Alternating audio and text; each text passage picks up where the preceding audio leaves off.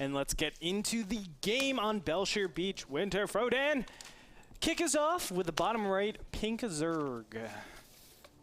On the bottom right, we have a Pink Zerg. Yeah. His name is Galaxy from Team MVP, who has a pretty staggering win rate. He's 11-4 against all Protosses that are not Korean.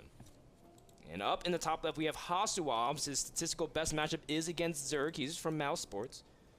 HasuObs is 57% win rate against Zerg. And that's pretty good, and I think HasuObs would feel pretty confident in his matchup against Zerg. He's been playing pretty well. There's moments where it just seems like Galaxy is able to really capitalize on the map, like Tal Dareem, where Galaxy was able to do so well on Daybreak for game number 2. But HasuObs clawing his way back in the series, everyone has to admire just, again, his tenacity, his willingness, his perseverance, his determination. And honestly, whoever wins is just, it's a battle, this is just a battle of will at this point. It's a struggle. It's like love. It's like a battlefield. Wow, Andre, that alone makes me know that you don't know what love is. Love isn't a battlefield, it's a war. A war that you never win. Really? Everyone knows Why didn't you say that to Peter and Hannah? Boom! Boom! Boom! No, I'm just kidding. Our first NASL marriage, of course. Andre is the ring boy. Serious? Dude, that's the first time I've ever...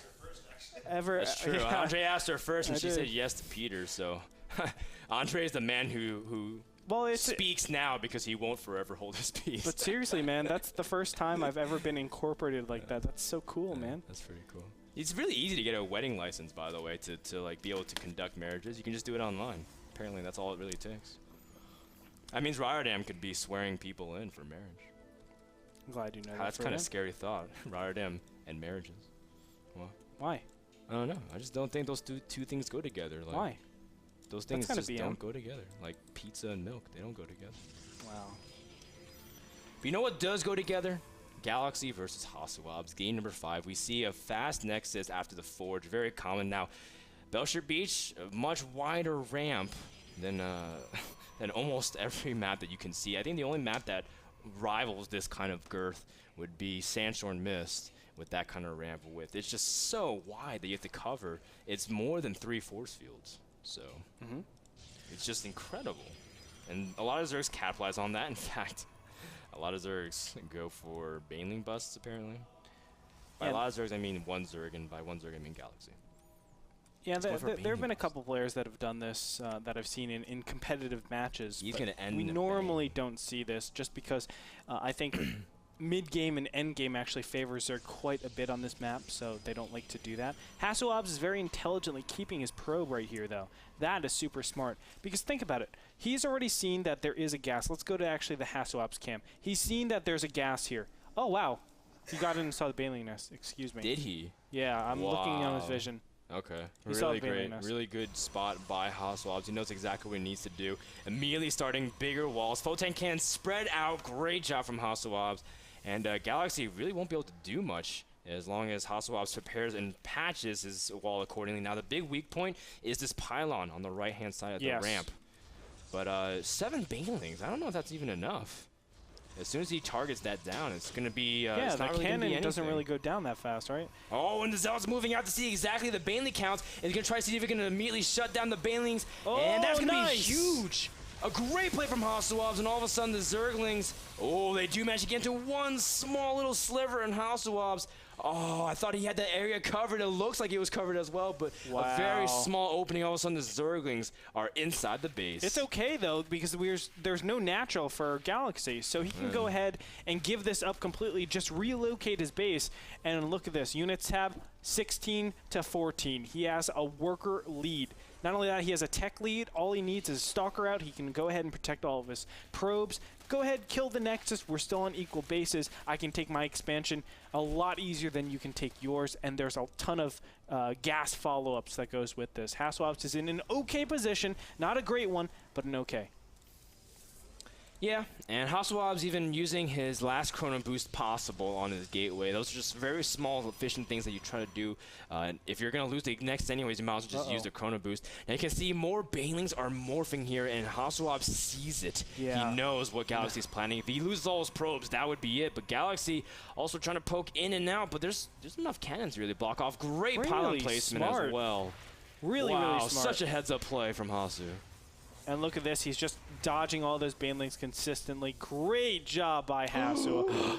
It's okay, it's okay. Oh, wow. Wow. Wow. Oh, man, those probes are so lucky. Ouch.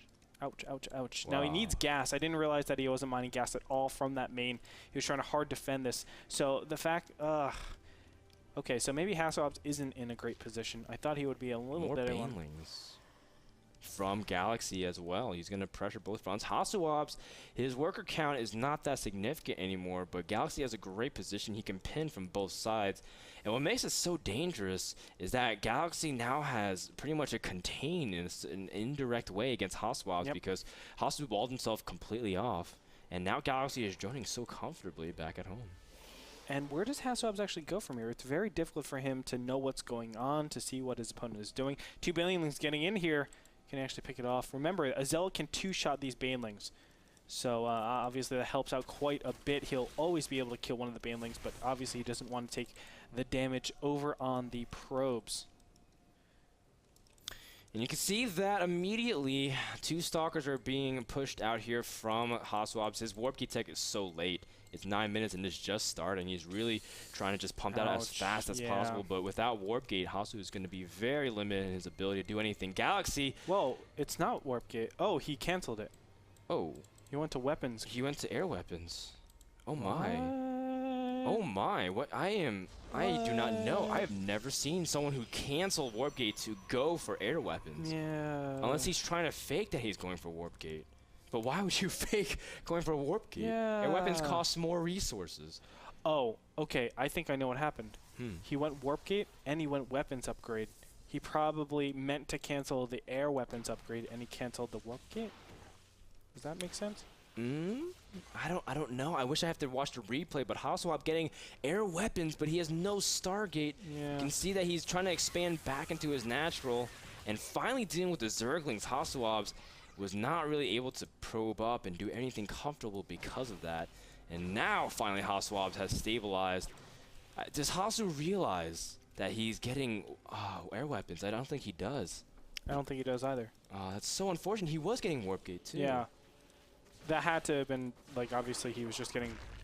See, that's the problem. Like, you think Warp Gates is W because you always press W for your Warp Gates. Oh, okay. So maybe he went for to go double Stargate. We're absolutely wrong. Well, I mean, people have made that mistake in the past. Got air weapons once when he thought he was getting Warp Gate and just completely... Oh, and the Banelings are going to see... wow. Those Banelings are like, well, let's go kill some probes. And they're like, never mind. We see the 2 double Stargates. And that's going to allow him to be prepared. And HasuObs knows the Banelings are there as well. Yep. Hydroden and Nidus Network started up right now. The very easy counter. Read. And now these Banelings won't be able to do anything. Just explode on the Stalker. A little bit of shield damage for a couple seconds here. Where does Hasu actually go from here? He actually cancels the Stargate, goes to a robotics facility. Still, I don't feel like Hasu will be able to defend any sort of Hydra timing. There is a little bit of room that he can see over here. Galaxy can easily place the Nidus Network up here. And even try to scare with Zerglings and Banelings in the front if he wants to try to sell that. So there's a lot of things that we can see. But the Nidus Network has finished over here. And we're most certainly going to see one pop out. HasuObs drops 3 more gates. Really wants to up his production. Of course, by now he would have Warp Gate ideally, but does not have it whatsoever. Getting his robotics immediately, and just wants to get out his units as fast as possible. Galaxy now has his 3rd, and the Nidus Worm first maintenance. Oh, is all the way in the top, just like you were saying, Andre. And that's going to be... I thought he was just going to try to see if he can poke through the bottom of the main base, but now going to the top. So many Hydras in there. And there are an incredible amount of units indeed. HasuObs, here's the Nidus Worm, and he's going to have to immediately evacuate. HasuObs, oh, with his Phoenixes, immediately scouts everything. The Queen's also dropping creep tumors. And that's going to be it. Congrats, good luck. And another open qualifier player has advanced to the NASL playoffs, taking out another NASL Season 3 group division player. Beautiful. Wow. Galaxy advances.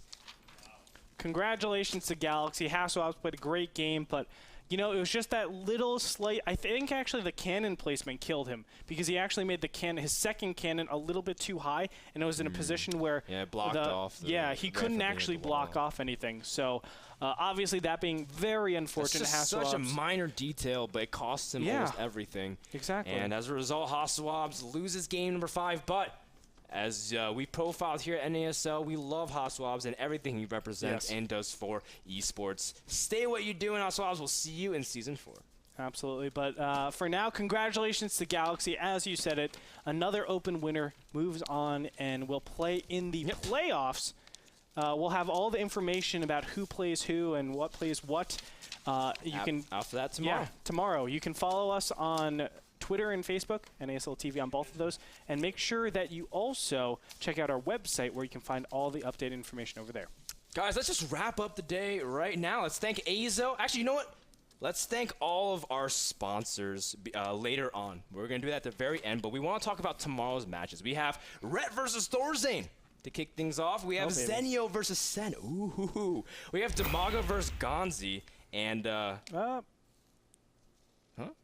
Why are you stopping me? Okay. And we have Pult versus Alive. It was in different order, so I was like, what happened? Yeah, I don't know. I was so confused. It's we have Rhett versus Thorzane, Sen versus Senio, Pult versus Alive, and Demaga versus Gonzi to wrap things up. Lots of great matches. This is like an MLG. This is like a dream hack. This is NASL Wildcard Friday as well. Of course, Mr. Bitter and Rowden will be casting them, and we'll be supporting them throughout the chat and watching as well. Andre, do you have any last words before we list out the sponsors and get everyone off? No, thank you guys for all of you that tuned in ever since the beginning, and of course all of you. Yes. All right. Excuse me. Whoa. I thought you just stopped. No. I'm sorry. For all you guys that have tuned in the whole time, thank you so much for tuning in. And, of course, congratulations to Peter and Hannah. Congratulations to Peter and Hannah. Again, I wish you long success. Studio. And we'll give you the NASL seal of approval. Prorated version. The NASL bump, similar to the Colbert bump. Congratulations to Peter and Hannah, and also congratulations to our sponsors for doing such a phenomenal job in esports. Let's hit it off with Epson. Epson is the #1 projector brand worldwide. They offer a full line of bright projectors with brilliant image quality. Visit them at epson.com/projectors for details.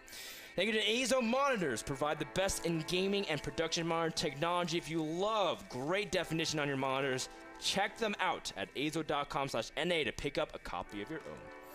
Thank you to Kingston HyperX and their fantastic line of memory and SSD solid-state drives for sponsoring NASL Season 3, as well as the Sunday Showdowns.